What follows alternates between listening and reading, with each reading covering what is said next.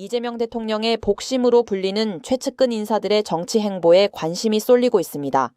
김용전 민주연구원 부원장은 저서 대통령의 쓸모 북콘서트를 마치고 재보궐선거 출마 가능성을 시사했습니다. 정치권에서는 경기 평택을 출마설이 거론되지만 민주당 귀책 사유로 치러지는 재선거인 만큼 조국 혁신당이 무공천을 요구하는 등 변수도 있습니다. 국민의힘에서는 삼선 출신 유이동 전 의원 등이 거론됩니다.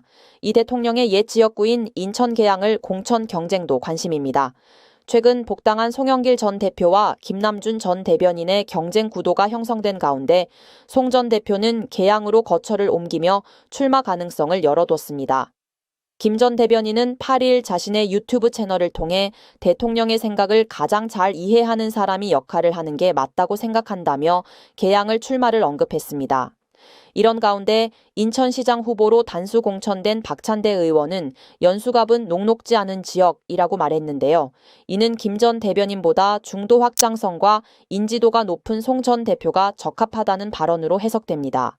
뉴스토마토 이진아입니다.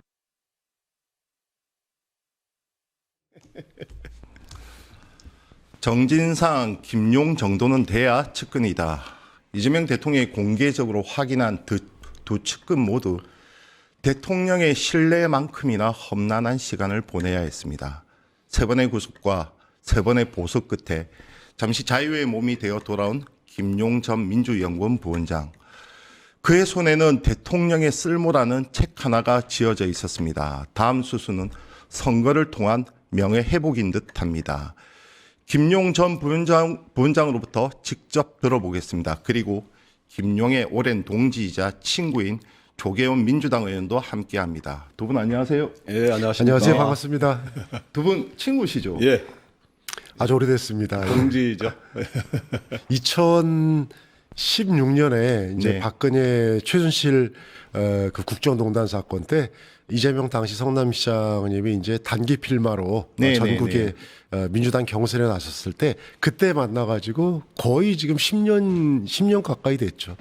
예, 한결같습니다. 우리 조기현 의원님 같은 경우는. 예. 친구가 원내 입성에 성공했어요. 좀 어떠신가요? 예. 너무 좋습니다. 제가 광주 북콘서트 얼마 전에 했는데 네네. 전남에서 또 끝까지 함께해 주시고 너무 항상 고맙고 힘이 되고 든든합니다. 예. 대통령의 쓸모 책 제목입니다. 국민이 체감하는 효능감, 정치적 효능감을 얘기를 한 것이고 결국 이것은 뭐 이재명 대통령의 모습론하고 맞닿아 네. 있지 않겠습니까? 네. 그 말씀하신 대로 이 대통령의 쓸모 그러니까 이 국민의 행복과 비례하는 거죠.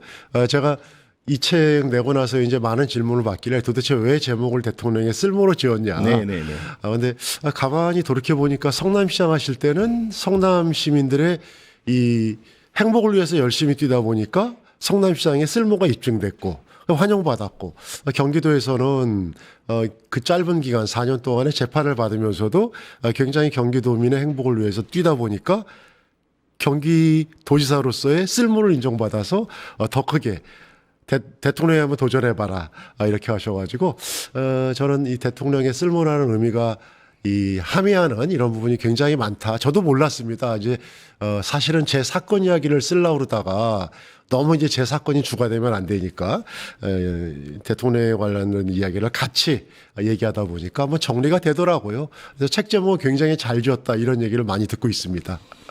이재명 대통령이 좀 독특해요. 성남시장 취임했을 때 그리고 마지막에 경기지사 취임했을 때 마지막에 오히려 지지율이 올라갔단 말이죠. 지금 예. 역시 그렇습니다. 그러니까 지난 대선 같은 경우 보면 49% 약간 넘었죠. 과반에 못 미쳤는데 지금 물론 지지율의 등락은 있겠지만 지금 거의 60% 안팎에서 좀 안정된 그런 지지율을 좀 갖고 가고 있습니다. 그렇죠? 그렇죠. 예. 그게 제가 이제 책 안에도 그 내용을 좀 썼는데 한 3달 전에 이제 대담한 내용이죠. 네네. 3달 전에 이제 그 대담하신 기자분이 퇴임할 때 지지율이 얼마나 될 것 같냐. 그래서 저는 그냥 그냥 갑자기 한 70%는 되지 않겠냐 했더니 깜짝 놀라면서 그렇게 성의 없이 대답하지 마시고 그래서 아니다 이거는 데이터가 있는 거다 하면서 설명을 드렸어요. 아니, 우리 그게 이제 고정관념이었어요. 그러니까 네, 네. 근데 이제 앵커님 말씀하신 대로 이게 입증이 되다 보니까 대통령의 쓸모가 입증되다 보니까 최근에는 뭐 1년도 안 됐는데 67%까지 기록됐죠. 그다음에 대구 경북에서도 56% 정말 그게 가능할까 이렇게 예측됐는데 굉장히 뭐 빠르게 전국 이 각지의 민심이 대통령을 갖다가 지지하는 이런 민심으로 돌아서기 때문에 대단히 행복합니다. 감옥에 있던 친구를 보는 좀 속내가 복잡했을 것 같습니다. 안타까웠죠. 예, 우리 오랜 동지이자 친구인 김용 동지가 누구보다도 대통령의 지근거리에서 대통령을 보좌하고 또 지금의 이재명 정부의 그 성공을 위해서 가장 헌신할 수 있고 가장 쓸모 있게 일할 수 있는 동지인데 지금 억울하게 그동안 3번의 구속과 보석을 지금 반복하면서 고초를 겪고 있는 게 너무나 안타깝습니다. 민주당이 지금 국정조사를 추진한다고 하는데 9개 네. 과제 중에서 거의 3개 정도는 김용 전 부원장과 연관이 되는 것 같아요. 네, 그 사건들이 관련돼 있고 검찰에 이제 조작 기소 사실상 다 이제 결론은 다 드러난 상황이고 검찰이 그 증인 유동규, 남욱 등의 그리고 정영학 등에 대한 그 회유 그리고 또 정영학의 회계 자료에 대한 조작 변조 그리고 김용 부원장이 제출했던 디지털 타임라인 증거, 즉 유동규와 만나지 않았다는 물적 증거마저도 그 자기들이 감정평가해 놓고 인정하지 않았어요. 그렇게 모두 김용을 사냥하기 위해서 수사와 재판이 진행돼 왔는데 이제 그 모든 것들이 사실상 뒤집혔죠. 이제는 이제 대법원의 판결을 앞두고 있는데 저는 반드시 사필 규정의 판결이 이루어질 것으로 믿고 있고요. 그리고 그동안의 검찰의 정치인 사냥, 표적 수사 이것에 대한 철퇴가 내려지지 않겠는가 기대하고 있습니다. 대법원의 최종 판단이 지금 남아있죠. 예. 1심, 2심은 지금 어쨌든 유죄로서 선고를 받았고. 이 1심 같은 경우 이제 3년 전에 판결이 났는데 제가 1심 때 그러니까 그 한참 전부터 체포돼서 구속 초반부터 검찰하고 계속 싸웠거든요. 그렇죠. 제가 검찰한테 긴급 체포됐었죠. 그러니까 네. 니네들 이거 감당할 수 있겠냐. 아니 우리 지금 조계원 의원님 말씀대로 제 사건에 대해서 조금만 관심 갖고 보시면은 이 검찰이 이재명 당시 대통령 대선 후보 이 정적을 잡기 위해 가지고 10월 달에 저를 체포하고 그다음에 유동규 풀어주고 11월 달에 정진상 체포하고 남욱 풀어주고 12월 달에 이재명 당시 당대표님을 그 피의자 신분으로 출석 요구하면서 사냥이 본격적으로 시작됐죠. 저는 그래서 지금 우리 조계원 의원님 말씀하신 대로 작년에 대장동 재판에서 모든 게 다 드러났어요. 네네. 그 남욱이란 그 검찰에 회유된 업자가 사실은 김용 정인상을 자기가 몰랐는데 검찰이 계속 이재명을 잡기 위해서 너 저기 형들에게 김용 정인상 그러니까 할 수 없이 자기가 그렇게 얘기할 수밖에 없었다. 그러니까 결국은 3인 선고로 만들어진 이 사건인데 거기서 검찰, 유동규, 남욱 이 3명의 이 3인 선고죠. 그래서 이 남욱의 이 거짓말이 완전히 유증으로 드러났기 네네. 때문에 저는 대법원에서 이러한 진실을 갖다가 뭐 회피할 수 없다고 봅니다. 그래서 좀 작년부터 제가 빨리 좀 판결 좀 해달라. 나도 좀 사람답게 살 수 있게.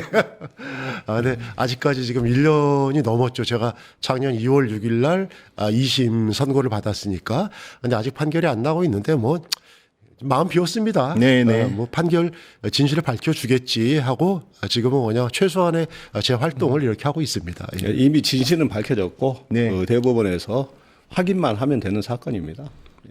대장동 일당에 대한 네. 검찰의 회유와 압박 그리고 그 회유와 압박을 통한 조작 기소 네. 그런 거죠. 그러니까 이게 아주 쉽게 보면은 이게 뇌물 사건이에요. 네네. 정치자금법 사건하고 김용익한테 제가 10억을 요구해가지고 정치자금을 그 돈을 받아 썼다는 겁니다. 6억 이상을 가져갔다는 거예요.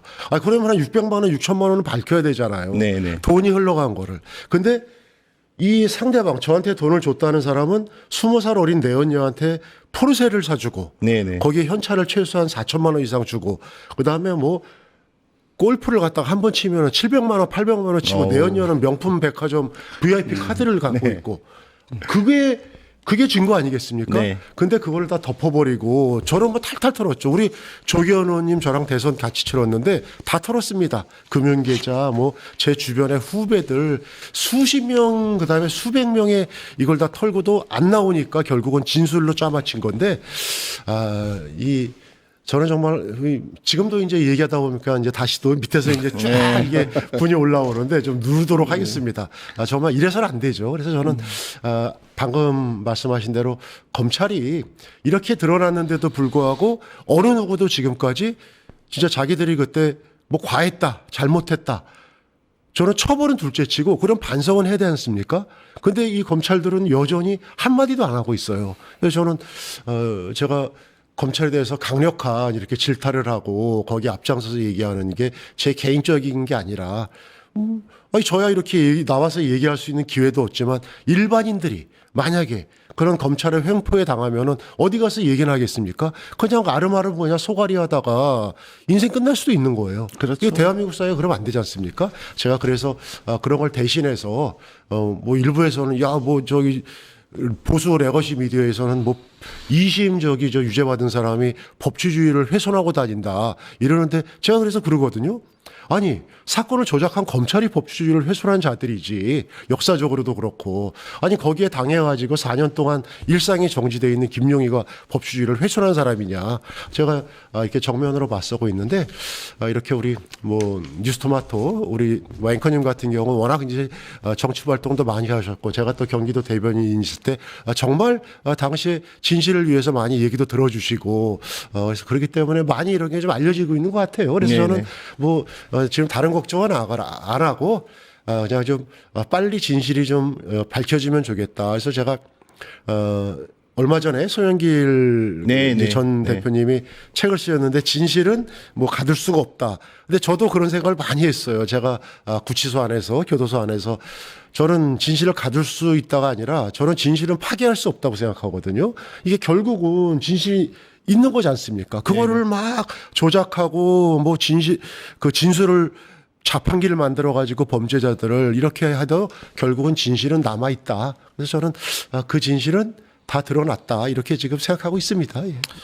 결국 검찰의 선택적 기소 그로 인한 또 한 피해자 무고한 피해자가 등장을 하고 또 사회적으로 얼마나 매장당하는지 그 검찰의 무서움 그래서 검찰 개혁을 지금 하고 있는 네. 건데 대통령도 김용 전 부원장에 대한 신뢰 변함없는 믿음은 보였습니다. 잠시 그 발언 보고 오겠습니다. 대선 자금 운운하는데 불법 자금은 이론 본 일도 쓴 일도 없습니다. 김용 부원장은 오랫동안 믿고 함께 했던 사람인데 저는 여전히 그의 결백함을 믿습니다. 시련은 시련이고 이 시련에 너머는 무엇이 있을까? 그러면서 제가 좀 어떻게 볼까? 되돌아본 거죠. 오늘 이재명 대통령이 탄생해서 저도 이 자리에 영광스럽게 섰습니다. 감사합니다. 응원합니다. 오늘은 김용의 눈물을 생각하면서 그가 흘렸을 눈물을 한번 되새기면서 김용에게 뜨거운 응원의 박수를 보냅니다. 시련은 시련이 본인이 아닌 제3자에게 한번 들어볼게요. 대통령이 왜 이렇게 신뢰를 보낸다고 생각하십니까? 뭐 그동안의 그 미안함도 과정, 있겠죠, 예, 당연히. 일단 당연히 생사고락을 함께했던 동지이자 참 후배 정치인 김용의 인생이 사실은 그 정치 검찰에 의해서 사실상 사냥당하고 자신 때문에. 영어의 몸이 됐으니 얼마나 안타까웠겠습니까? 그 속에서도 그 김용 부원장을 잘 알기 때문에 누구보다 잘 알기 때문에 김용의 무죄를 확신했고 그 상황에서 저렇게 또 대통령께서 직접 김용은 무죄다는 것을 밝혔던 것이죠. 예. 그 정치적 신뢰죠. 그동안의 동지적 신뢰. 예. 이렇게 보면 될 것 같습니다. 그 신뢰 바탕에 지금 현재 처한 상황에 대한 무한한 좀 미안함이 또 있지 그렇죠. 않겠습니까? 미안한 마음도 크죠. 예. 감옥 안에서 비상계엄을 받고 그렇죠. 네. 감옥 안에서 조기 대선을 받고 비상계엄은 제가 이제 12월 3일 그때는 이제 보석 나와 있을 때고 예 그리고 조금 있다가 다시 제가 재구속됐죠. 법정 구속으로. 예. 자, 3번의 구속과 3번의 보석이었습니다. 조기 대선과 정권 교체는 감옥 안에서 네, 봤을 맞습니다. 텐데 예. 심정이 어땠습니까? 정말 뭐 이루 말할 수 없을 정도로 정말 감격스러웠고, 정말 그 당시에 저는 이 대통령 선거하기 전까지만 해도 그냥 대통령이 정말 이 사선을 넘어서 죽을 고비를 넘겨가면서 버텨줘서 고맙다 이런 생각을 많이 했었거든요. 근데 이제 국민들이 지켜주셨고 이제 대선을 치르면서 대한민국 대통령이 되셨고, 그래서 아까도 잠깐 좀 화면이 나오는데 제가 그때 그 선거가 6월 1일이었죠. 네네. 그때 제가 이제 한참 화성교도소에 있었는데 그 안에서 저 이제 꿈이라는 걸 생각했어요. 이제 우리 뭐 조계현 의원님 저보다 더 많이 이제 고생하죠. 저야 뭐 감옥 안에 있었지만 계속 또 국회에서 여러분들이 뛰셨지만 이재명을 대통령 만드는 꿈은 이 동지들이 지지자들이 이뤘다. 이뤘는데 이제 대통령 되시고 나서 좀 시간이 지나니까 저도 좀 이제 여유가 찾아졌는지 그럼 꿈 넘어 꿈은 무엇일까? 이재명을 대통령을 만들었는데 근데 최근에는 또 이렇게 보니까 지금 이재명 대통령께서 하시는 일들이 꿈나무 꿀의 연장선상이 아닌가. 저렇게 주식시장의 안정, 그다음에 또 부동산 공화국의 혁파를 위해서 앞장서서 뛰시는 모습, 그다음에 외교통상에 있어가지고 정말 실리적인 국익 위주의 이러한 균형 외교로 이렇게 뭐 아랍에미리트에서도 이렇게 이 위기 상황에서 또 대한민국을 위해서 급하게 우리 원유라든가 이런 거를 갖다가 하는 모습을 보고 야 정말 이 다양하게 하는 모습들이 결국은 이게 이제 대통령의 쓸모, 국민의 행복, 민생이죠 결국은. 네네. 이 하루하루 삶이 어떻게 보면은 모든 사람들의 세상 아니겠습니까? 그 삶을 챙기는 대통령의 마음속 그 꿈이 지금 하나하나 진행되고 있다 이런 생각을 하면은 제가 그때 야 이 꿈 넘어 꿈은 뭐가 있을까? 했던 게 그것도 좀 기후 아니었나 이런 생각이 듭니다. 지금 잘하고 계시기 때문에 너무 그런 면에서 좋습니다. 예.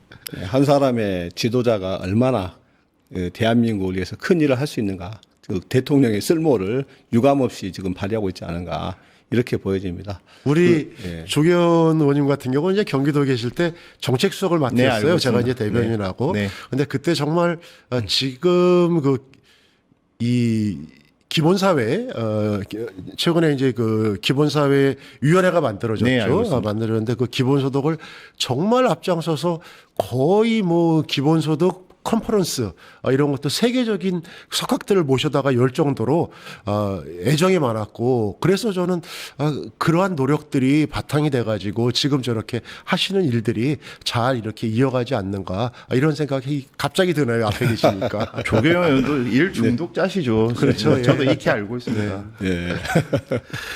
대통령 보면서 좀 기존의 우리 민주정부를 보면 뭐 노무현 정부, 문재인 정부 그 앞에는 또 김대중 정부가 있었지만 좀 어느 정도 예상이 됐어요. 이념적인 제한도 있었고 그렇죠. 그것이 어쩔 때는 한계로도 작용을 했는데 지금 대통령의 업무나 국정 운영 방식을 보면 이념적 틀에 갇혀지지 않은 것 같아. 어쩔 때는 상당히 친시장적으로 다가갔다가 특히 또 이제 산업재해라든지 이러한 노동권에 대해서는 또 엄청나게 엄격하게 가하고 지금 그런 거죠. 그래서 이념에 갇히지 않은 사람 같아 이런 생각이 정말 많이 듭니다. 어떤 스타일입니까? 예, 철저히 국익 중심의 실용주의, 그게 좀 정치 철학으로 그리고 온몸에 배어 있는 그런 지도자시죠. 그래서 뭐 당면에서는 그 윤석열의 내란으로 대외 신인도가 사실 어마어마하게 추락했지 않습니까? 그리고 경제는 끝없이 추락하고 있는 상황이었고 그 단숨에 불과 몇 개월 사이에 오히려 대외 신인도를 오히려 K민주주의의 메카로 오히려 부각시켜냈고, 그리고 경제 순식간에 정상화시켜냈고 코스피 5천 뭐 이준석 등이 뭐 꿈이 아니냐 이제 그 정도 했던 것을 바로 몇 개월 사이에 다 냈지 않습니까? 그 정도로 이재명 대통령은 철저한 실용주의자다. 국민 중심의 실용주의자고, 저희는 그것을 기반으로 민주당이 이제는 저 광활한 중원, 저 중도, 그리고 그 합리적인 보수 세력까지 좀 망라하는 국민 정당으로 도약할 수 있는 기반 또한 마련해 주셨다. 저는 정말 절호의 기회가 지금 우리 민주당 앞에 놓여 있다 이렇게 또 생각을 하고 그걸 좀 감당하는 정치인으로서 그 역할을 좀 제대로 해내야겠다 이렇게 생각하고 있습니다. 대통령이 최근에 얘기했습니다. 그 대통령 되기까지는 한편에 무슨 지도자일 수 있지만 대통령이 되고 나서는 아무래도 국민통합, 사회대통합이 가장 중요하겠죠. 어느 진영의 리더여서도 안 되고 그렇지 않겠습니까? 네.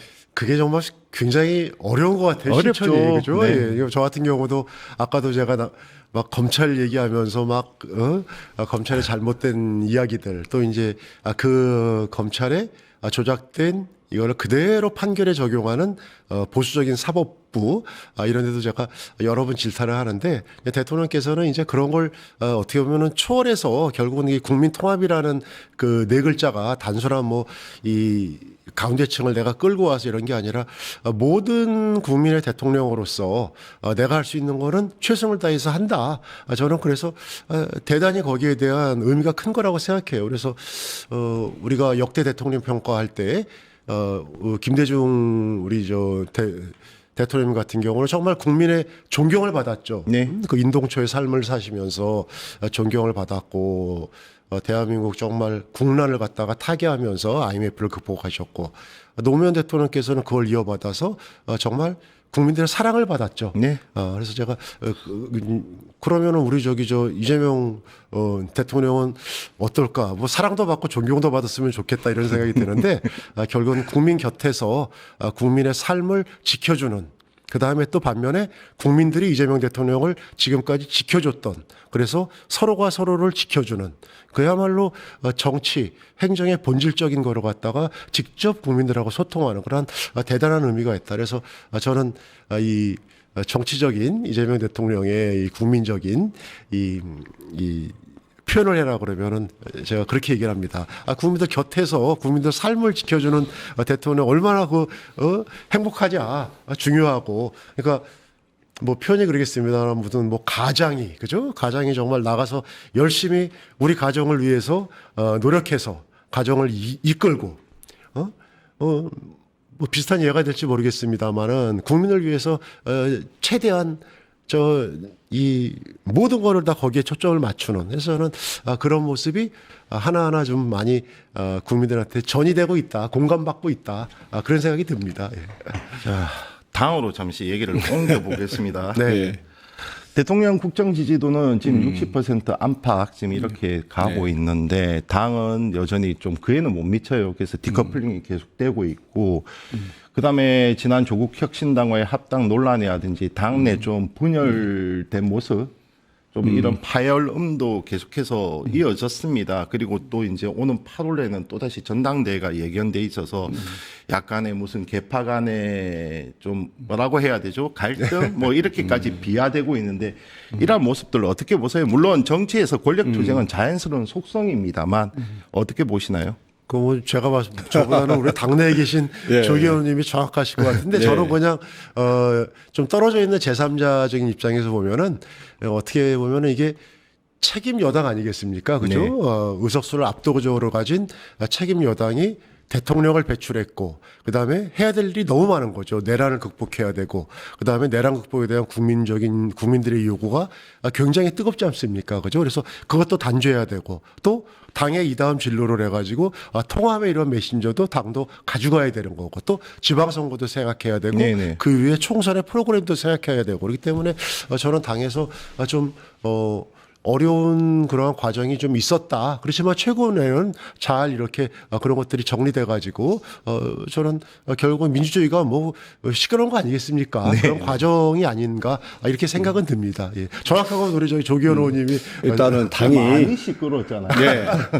일단 이재명 정부를 잘 뒷받침하고 이재명 정부가 성공할 수 있도록 그게 또 국민 행복의 길 아니겠습니까?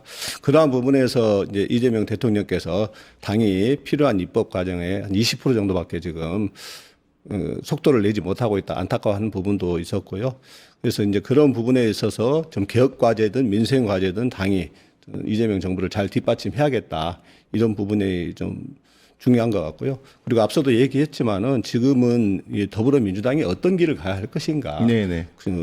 지금 이념적으로 좌우가 중요한 게 아니거든요. 철저히 국민 중심의 실용주의 이걸 기반으로 해서 저 광활한 중원 보수와 합리적 보수 영역까지 막 나가는 국민 정당의 길로 더불어민주당도 황골 탈퇴해야 된다. 그런 시점이 아니겠나. 그 시점에서 좀 어떻게 보면 이제 진보 진영의 이제 왼쪽 블록에 있는 조국당과의 합당 논의가, 그것도 지방선거 전에 합당 논의가 좀 불거지면서 상당히 진통을 겪었습니다. 다행히 이제 그건 이제 진통을 수습하고 지방선거를 이제 잘 준비하고 있는데, 앞으로도 그렇습니다. 지금도 당내에 아니면 또 당 외곽의 주변에서 계속해서 분열의 언어들이 난무하고 있습니다. 우리가 네네. 나아갈 방향들을 정확하게 봐야 되는데, 유 이재명, 저 네오 이재명이면 어떻습니까? 우리가 그 광활한 중원으로 국민정당의 길로 나아가는 길에서 다 포용하고 힘을 합쳐 나가야죠. 그렇게 해야지 대한민국을 제대로 이끌고 구구를 이 대한민국에서 제대로 고립시키고 올바르게 안정적인 성장의 길로, 번영의 길로 나아갈 수 있도록 해야 되지 않겠습니까? 그러한 역할들을 더불어민주당이 수행을 해내야 된다. 저는 그렇게 보고 있습니다. 서로 싸울 수는 있어요. 싸울 수는 있는데 그 발언의 수위나 강도가 계속해서 높다 보면 네. 나중에 이것이 진정한 화해가 되겠느냐, 화합이 되겠느냐는 측면에서 봤을 때 최근에 뭐 지지층끼리도 오가는 단어의 수위가 너무 높아서 그러니까 이제 실제 많은 우려를 낳고 있는 것이 현실입니다. 제가 또 가입하기도 한 공소 취소 모임. 공시모, 네. 공소 취소 모임에 이현주 의원도 들어와 있어요. 근데 이현주 의원의 과거 발언, 과거 발언을 빌미로 해서 공소 취소 모임까지 등치시켜가지고, 심지어는 수박이나 이런 분열의 언어를 사용을 해요. 앞서도 얘기했지만은 유 이재명이면 어떻습니까? 네오 이재명이면 어떻습니까? 그 보수주의자들도 끌어들이려고 하는 게, 끌어들여서 외연을 확장하고 국민 정당의 길로 나가야 되는 겁니다. 포용하고 확장해 나가야 되는데, 오히려 자꾸 쪼그라들고 분열의 언어도 갈라치게 하는 이런 부분들에 대해서는 명확하게 이제 지적하고 시정해 나가야겠다. 저는 그렇게 생각을 하고 있습니다. 네. 네. 같은 심정이. 네, 우리 조기현 의원님 말씀 저는 100% 공감하고 또 지금 그런 방향으로 이렇게 가는 것 같아가지고 잘 이렇게 정리될 것 같습니다. 근데 지금은 지방선거가 눈앞에 놓여 있어서 전열 재정비지만 곧 8월 전대가 있어서 거기에 따른 우려, 걱정 여러 많습니다. 지금 커뮤니티끼리도 워낙 지금 많이 싸우고 있고 그다음 그 수위가 너무 높아요. 예. 아군 내에서 피하 구분을 또 그렇게 명확하게 하는 이분법적 접근이 과연 옳은 것이냐. 그래서 지금은 뭔가 중재하고 서로 간에 좀 보듬고 안고 가야 되지 않겠느냐. 이제 임기 1년, 2년 차인데 벌써부터 그런 모습을 보이면 그것이 대통령과 지금 저 앵커님 말씀하신 대로 지금 그런 노력들, 그런 게 필요하다 그래서 당의 중진 의원님들이나 또 이제 그런 우려를 하시는 그런 분들께서 적극적으로 그런데 나서는 모습도 좀 보이시는 것 같더라고요. 저는 그래서 지방선거 끝나고 나서 이제 곧 8월 전대 그걸 앞두고 굉장히 좀 이렇게 격화되지 않겠냐 이런 예상들을 많이 하시는데 저는 이 우리 민주당의 집단지성을 좀 믿습니다. 예, 네, 잘할 거라고 생각합니다. 예. 지금 전국을 순회 중이면서 출판 기념회를 하고 있죠. 그렇죠? 네. 그때마다 수많은 의원들이 몰려가고 있어요. 네. 그 이유가 대체 뭡니까? 대통령의 측근이어서 그렇습니까? 아니요. 저는 정말 이 고맙게도 아까 우리 조계현 의원님 말씀하신 대로 제 사건의 진실을 많은 의원님들이 알고 계시고 그래서 그 공소 취소 모임에다가 그 사건으로 집어넣으신 거고 그래서 제가 한 4년 동안 공백이 있다 보니까 저랑 정말 오래 같이 이 생사고라를 같이 했던 의원분들이 지금은 뭐 조계현 의원님, 김문수 의원님, 뭐 황명선 최고위원님 많은 분들이 의원이 되셔가지고 이제 그 진실을 아니까 그냥 제가 안타까워서 저 있는 현장에 오셔서 격려해 주시고 함께 해 주시는 거기 때문에 저로서는 정말 너무나 감사하죠. 또 거기에 또 지지자분들도 제가 3년 동안 4년 동안 공백이 있었는데도 불구하고 김용은 그럴 사람 아니야 그러면서 정말 작년 그 뜨거운 여름철에 무죄 탄원 대법원 안에서 서명을 받고 또 길거리에서 1인 시위를 하시고 그런 정말 저는 뭐 어떻게 보면 굉장히 행복한 사람입니다. 제가 뭐 저 3번 구속되고 500일 이상 저 구금돼 있었습니다만은 결과적으로 이렇게 그런 분들의 인정을 받고 그런 분들의 사랑을 받고 그런 분들의 동지로 불리우면서 이렇게 있다는 것 자체로서는 저는 대단히 고맙고 감사하다 이런 생각을 계속하고 있습니다. 예. 예, 김용 동지가 대견한 것은 김용 동지한테도 어마어마한 정치적인 압박과 회유가 있었지 않겠습니까? 왜 그걸 다 없었겠습니까? 견뎌내고 꿋꿋하게 예, 의리와 정치적 신뢰를 지켜내고 그 고초를 온몸으로 겪으면서도 그 이재명 정부의 성공을 위해서 한결같이 뛰어왔던 이런 것들이 이제 우리 국회의원들에게도 사실 존경스러운 거. 저도 지금 친구이자 동지이지만은 존경합니다. 예? 이렇게 정말 견뎌내고 이겨낼 수 있고 이재명을 지켜낼 수 있는 사람이 그렇게 많지 않을 거 아닙니까? 예. 그 엄청난 회유와 압박 속에서도 견뎌낸 우리 동지가 돌아왔는데 그걸 외면할 수 없을 거 아닙니까? 그리고 민주당의 많은 국회의원들도 그 정치적 고초를 견뎌내고 이재명을 지켜낸 김용 동지의 귀환을 환영하고, 물론 완벽한 법적인 부분까지 해결돼야겠지만은 이제는 거의 해결됐기 때문에 많이 지금 와서 격려해주고 또 앞으로 길을 응원하는 것 같습니다. 옛날 민주화 과정에도 뭐 DJ 같은 경우 그러한 고초가 결국 정치적 자산이 됐고 국민적 신뢰의 바탕이 됐는데 이 대법원 판단이 어쩔지 물론 봐야 되겠지만 지금까지 드러난 것을 봤을 때 그것이 오히려 또 다른 원천이 되지 않겠습니까? 힘의 원천이 네, 되고 저 그렇게 생각합니다. 예. 또 다른 측근 정진상 전 실장은 언제 돌아옵니까? 정의상 실장 같은 경우도 정말 억울하죠. 정의상 실장이 뭐 많이 알려지진 않았습니다만은 제가 그 사건 관련해서 기록을 보다 보니까 그 저기 10년 넘게 대통령의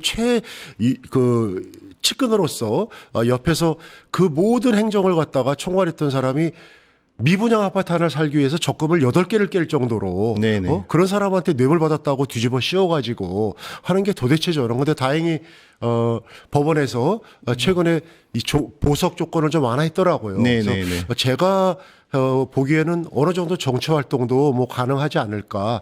저는 그렇기 때문에 정의상 시장 같은 경우는 조금 좀 재판이 더 길게 남았고 아직도 1심이 진행되는 과정이기 때문에 조금 적극적으로 정치 활동을 하는 게 저는 바람직하지 않을까 이런 생각을 합니다. 예, 저또 워낙 또 네. 조 의원님이 잘 아시죠. 예. 그 정영학 녹취록 조작하면서 정치자금을 수수했다 그러면서 재창형이라고 그걸 저 검찰이 정진상 실장으로 변조한 거 아닙니까?